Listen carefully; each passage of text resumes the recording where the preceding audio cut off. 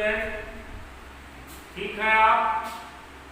आपको, आपके परिवार को और आपके सगे संबंधियों को ढेर सारी शुभकामनाओं के साथ हम ओंकार सिंह चितबहाल आदर्श बालिका इंटर कॉलेज पूरनपुर की तरफ से असीम शुभकामनाएं संप्रेषित करते हैं। अंग्रेजी के इस ऑनलाइन लेक्चर में हमारे विद्यालय परिवार के वरिष्ठतम सदस्य आचार्य सुखदेव जी द्वारा आज आपको इंग्लिश का ज्ञान दिया जाएगा, जिसे मैं आशा करता हूं कि आप पूरा लाभ उठा सकेंगे।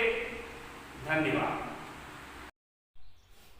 बच्चों, आज हम अंग्रेजी ग्रामर की नरेशन का अध्ययन करने जा रहे हैं।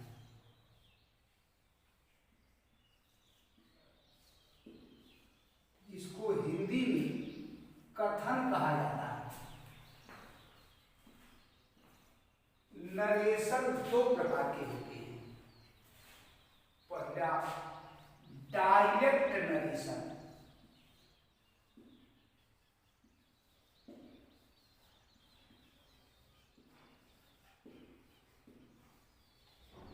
जिसको हम प्रत्यक्ष कथन कहते हैं।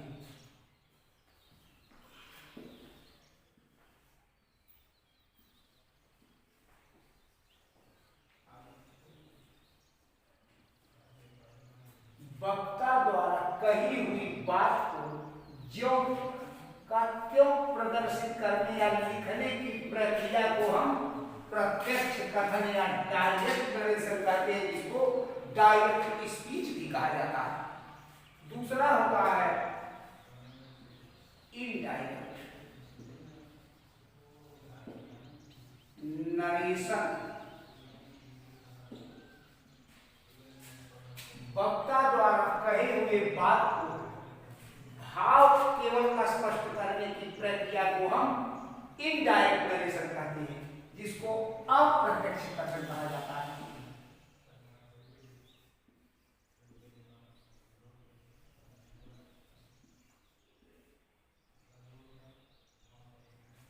अप्रत्यक्ष कथन कहा जाता है। डायरेक्ट नरेशन को दूसरे शब्दों में डायरेक्ट स्पीच, इनडायरेक्ट नरेशन को दूसरे शब्दों में इनडायरेक्ट स्पीच भी कहा जाता है। ग्रामर में डायरेक्ट से इनडायरेक्ट बनाने के लिए कुछ नियम हैं। जैसे कोई वाक्य अगर हम इन्वर्टेड कामा के अंदर लिखते, जैसे रहा Mohan says to me,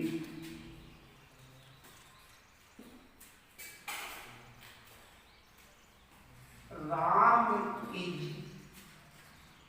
going to school now.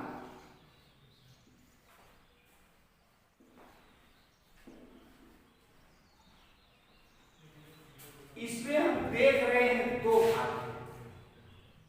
पहला भाग जो इन्वर्टेड कामा के पहले है, इसे हम रिपोर्टिंग स्पीच कहते हैं। और जो कामा के अंदर है, इन्वर्टेड कामा के जो अंदर वाला भाग है, इसको हम रिपोर्टेड स्पीच कहते हैं। अर्थात कामा के पहले वाला भाग जो है यह रिपोर्टिंग स्पीच तथा कामा के जो बीच वाला भाग है यह रिपोर्टेड स्पीच का होता है। ग्रामर के अनुसार जब हम डायरेक्ट से इनडायरेक्ट में बदलते हैं तो निम्नलिखित बात का ध्यान देते हैं। पहले तो जो रिपोर्टिंग स्पीच का सब्जेक्ट होता है, इसको हम तीन नाम से जानते हैं। मोहन को हम सब्जेक्ट कह सकते हैं, रिपोर्टर कह सकते हैं या स्पीकर कह सकते हैं। इसके बाद दूसरा नंबर रिपोर्टिंग वर्क, सेज यहाँ पर रिपोर्टिंग वर्ब है तथा तीसरा भाग भी जो है रिपोर्टिंग ऑब्जेक्ट होता है। अर्थात रिपोर्टर, स्पीकर या सब्जेक्ट, रिपोर्टिंग वर्ब और ऑब्जेक्ट, तीन भागों में इसको हम बांटते हैं। यह भाग हमारा मुख्य होता है, इसी के आधार पर हम रिपोर्टेड स्पीच को चेंज करते हैं। अर्थात चेंज करते समय हमको यह देखना पड़ता है कि अगर हमारा रिपोर्टिंग वर्ब प्रेजेंट या फ्यूचर टेंस में रहता है, अगर हमारा रिपोर्टिंग वर्ब प्रेजेंट या फ्यूचर टेंस में रहता हो तो हम केवल यहाँ पर प्रोनाउन परिवर्तन ही करते हैं। लेकिन अगर यह पास्ट में हो गया, रिपोर्टिंग वर्ब हमारा अगर पास्ट में हो गया तो हम यहाँ पर अधिकतम 4 परिवर्तन कर सकते हैं। पहला प्रोनाउन परिवर्तन, टेंस परिवर्तन, एडवर्ब या प्लेस या टाइम को चेंज करते हैं। अगर रिपोर्टिंग वर्ब हमारा पास्ट टेंस में रहता हो तो हम यहाँ पर रिपोर्टेड स्पीच में 4 परिवर्तन अधिकतम कर सकते हैं। प्रोनाउन परिवर्तन, टेंस परिवर्तन, एडवर्ब, टाइम और प्लेस। लेकिन हमारे यहाँ पर देखिए रिपोर्टिंग वर्ब केवल प्रेजेंट में है, इसलिए हम केवल प्रोनाउन परिवर्तन कर सकते हैं।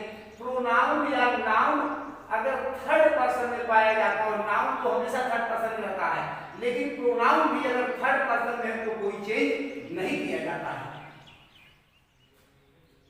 मोहन सेज टू मी, अब सेज के अगर इसके बाद टू न लगा होता तो सेज को हम यहाँ सेज ही लिखते, लेकिन सेज के बाद अगर टू आ गया और इधर हमारा रिपोर्टेड स्पीच असर्टिव सेंटेंस, कहने का मतलब अफर्मेटिव या नेगेटिव सेंटेंस में होता है तो सेज के बाद अगर टू आ जाता है तो टेंस हो जाता है।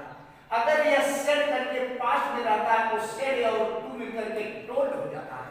इसलिए यहाँ पर हम मोहन सेज और टू मिलकर के टेल्स।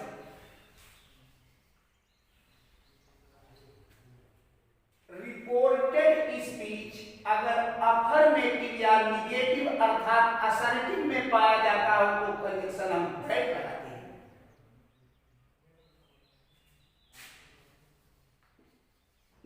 अब राम थर्ड पर्सन है, इसलिए यहाँ पर चेंज नहीं हो रहा, थर्ड पर्सन नो चेंजिंग कहा जाता है। राम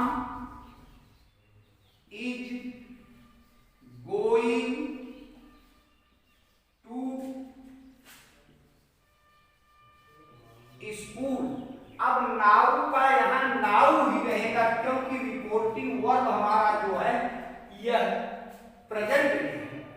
यह यदि पास्ट में होता तो यहाँ पर हम नाउ का जज कर देते, क्योंकि भाई तब अधिकतम 4 चेंज होता है, इसलिए हमारा इनडायरेक्ट हो गया। Mohan tells me that Ram is going to school now. दूसरा देखिए, यदि रिपोर्टिंग वर्ब हमारा पास्ट टेंस में रहता हो तब देखिए परिवर्तन किस तरह का होता है।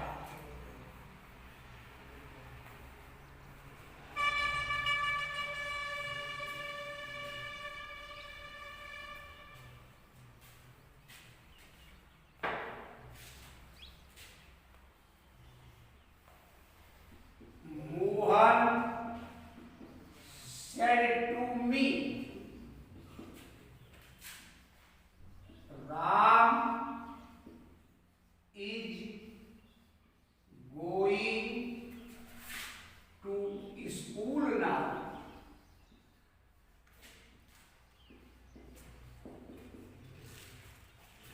अब सेड और टू मिलकर के यहाँ पर टोल्ड हो जाएगा, क्योंकि हमारा जो रिपोर्टेड स्पीच है यह असर्टिव में होते हुए, और असर्टिव में अगर यह इंट्रोगेटिव में होता तब यहाँ पर भाव के अनुसार इफ वेदर या इंट्रोगेटिव वर्ड लगता है अगर इंट्रोगेटिव वर्ड होता तो। लेकिन अगर यह अफर्मेटिव या नेगेटिव अर्थात असर्टिव में है तो सेड और टू मिलकर के रिपोर्टिंग वर्ब टोल्ड में बदल जाएगा।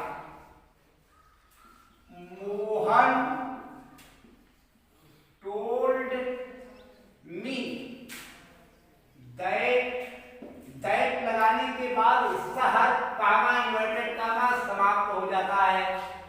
अब राम थर्ड पर्सन में नो चेंजिंग होगा, इसलिए राम इज का यहाँ पर वाज हम कर देंगे। अब टेंस परिवर्तन हो गया क्योंकि रिपोर्टिंग वर्ब हमारा पास्ट में है। Ram was going to school, now का देन हो जाएगा, नाउ का देन हो जाएगा। अब स्पष्ट हो रहा है कि हम जो एडवर्ब या टाइम है इसको बदल करके नाउन का देन कर दिए, लेकिन प्रोनाउन यहाँ पर नहीं था, केवल नाउन थर्ड पर्सन में था, इसलिए जो कहते हैं इसको हम उतार दिए। अब थोड़ा सा हमें ध्यान देना पड़ेगा, अगर प्रोनाउन आता है तो हम एक सूत्र का प्रयोग करते हैं, SON और 1/123 123 का प्रयोग करते। कहने का मतलब है फर्स्ट पर्सन, अगर यहां से यहां तक कोई फर्स्ट पर्सन रहता है, यहां से यहां तक कोई फर्स्ट पर्सन रहता हो तो सब्जेक्ट के अनुसार या स्पीकर के अनुसार हम चेंज करते हैं। First person according to speaker, second person according to object हम मी के अनुसार चेंज करते हैं। अगर यहाँ कहीं यू योर शब्द योर्स होता तो इसके अनुसार चेंज होता, लेकिन थर्ड पर्सन जैसा कि राम दिया गया है यहाँ पर third person no changing.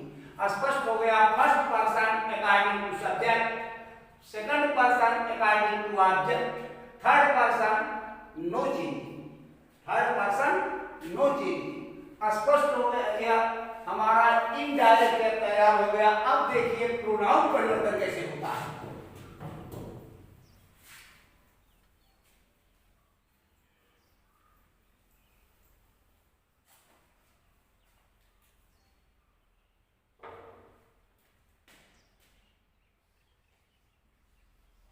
Mohan said to me, I am going to your school now.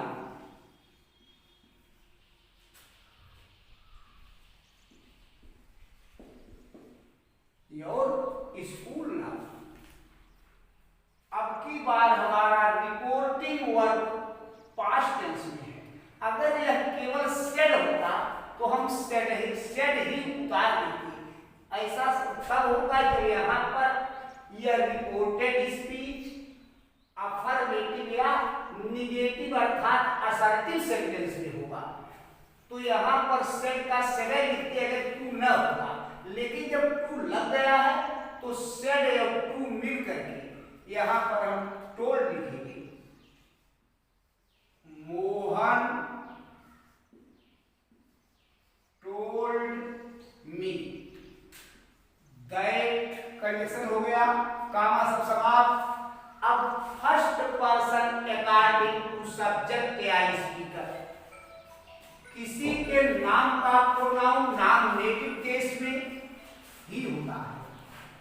Is am are was were भी जाता है, वाज बद हो जाता है, आई ही के साथ वाज हो जाएगा। यदि सब्जेक्ट यहाँ पर प्लूरल होता तो वाज की जगह पर हम वर लिखते।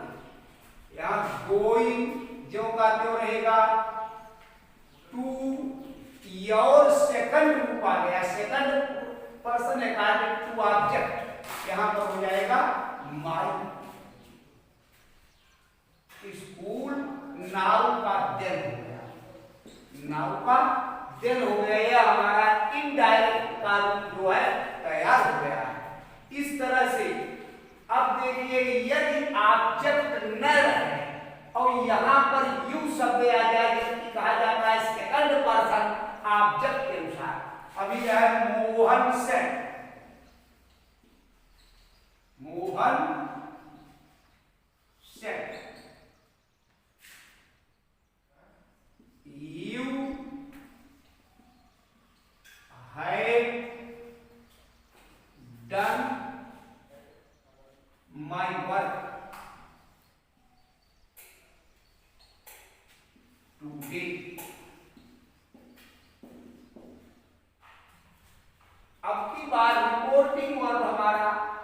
टेंस में है, इसलिए हो जाएगा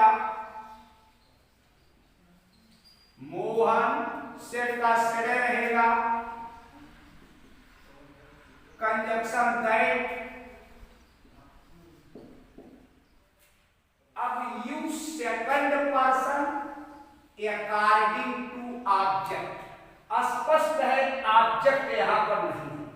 ऐसी अवस्था को हम अंडरस्टूड कहते हैं। ऐसी अवस्था को अंग्रेजी में हम अंडरस्टूड, अर्थात ऑब्जेक्ट है जरूर लेकिन ऑब्जेक्ट छिपा हुआ है। नियम तो यह होता है कि यदि सब्जेक्ट हमारा थर्ड पर्सन में है तो ऑब्जेक्ट फर्स्ट में होता है, और यदि यहाँ पर सब्जेक्ट फर्स्ट है तो यहाँ पर थर्ड पर्सन होता है। लेकिन अगर हम इतना न जान पाए तो भाई हमेशा ही शब्द का ही अगर हम प्रयोग करते हैं यह सही माना जाता है।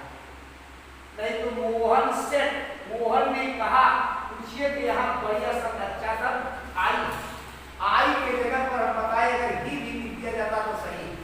आई had done, my first person according to subject, इधर हो जाएगा he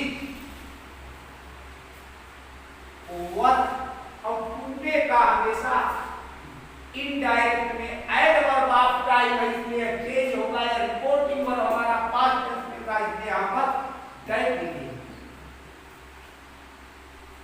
दैट हो गया। Mohan said that I had done और हिज वर्क दैट। यह प्रारूप हमारा केवल अफर्मेटिव या निगेटिव सेंटेंस का है। जब रिपोर्टेड स्पीच हमारा अफर्मेटिव या निगेटिव रहता हो तो इन्हीं नियमों का हम ध्यान देते हैं। लेकिन अभी बताए हैं कि अगर यह रिपोर्टिंग वर्ब हमारा प्रेजेंट या फ्यूचर टेंस में रहता हो तो केवल प्रोनाउन ही चेंज करते हैं। लेकिन अगर पास्ट में रहता है तो हम अधिकतम 4 चेंज कर सकते हैं। तो एक साथ बना करके हम आपको बता रहे हैं। तो इस चार्ट को देखिए, यदि हमारा reported verb, reporting verb past tense में रहता है, यदि हमारा रिपोर्टिंग वर्ब पास्ट टेंस में रहता है तो हम निम्नलिखित परिवर्तन करते हैं। वर्ब का फर्स्ट फॉर्म या वर्ब के फर्स्ट फॉर्म में यस या ईएस अगर लगा है तो हम वर्ब का सेकंड फॉर्म लिखते हैं। यदि डू या डज लिखा है तो हम डिड का प्रयोग करते हैं। अर्थात प्रेजेंट हमेशा पास्ट में जा रहा है। उसी तरह से इज एंड आर को हम वाज या वर में परिवर्तित कर देते हैं। हैज, हैव को हैड में ले जाया जाता है। हैज बीन या हैड बीन रहता है तो उसे हम हैड बीन में परिवर्तित करते हैं। डिड अर्थात पास्ट इंडिफिनिट टेंस अगर मिलता है तो हम हैड में ले जाते हैं। लेकिन हैड अगर लगा रहता तो वर्ब का थर्ड फॉर्म भी उसके साथ रहता है। वाज वर्ब को हमेशा हैड बीन में बदला जाता है। हैड का हैड ही रहता है। विल शैल जानने योग्य बात है कि विल शैल का होता है वुड। लेकिन अगर कहीं बाई चांस चाहिए का अर्थ वह दे देता है तो शुड भी लिख सकते हैं, शुड भी लिखा जाता है। नहीं तो विल बी, शैल बी का वुड भी ही लिखा जाता है। चाहिए का अर्थ यदि कहीं संयोग बस आ गया तो उसको शुड भी में परिवर्तित किया जा सकता है। विल है, शैल है को हम वुड है में लिखते हैं। विल है, शैल है को वुड है। नाउन का हमेशा देन होता है। अब यह एडवर्ब ऑफ टाइम है। नाउन का देन, दिस का दैट, दीज का दोज, दीज का दोज, एगो का बिफोर और एडवर्ब या प्लेस भी चेंज होता है। निकटता, दूरी जाता है, हियर का देर होता है, हियर का हमेशा देर होता है। हमें पूर्ण विश्वास है अभी अभी जो इंग्लिश का लेक्चर आप लोगों ने देखा है, निश्चय ही इससे आपको लाभ मिलेगा और समय समय पर हम आपके लिए अंग्रेजी के, लिटरेचर और ग्रामर के और सारे वीडियोस प्रस्तुत करते रहेंगे। बहुत बहुत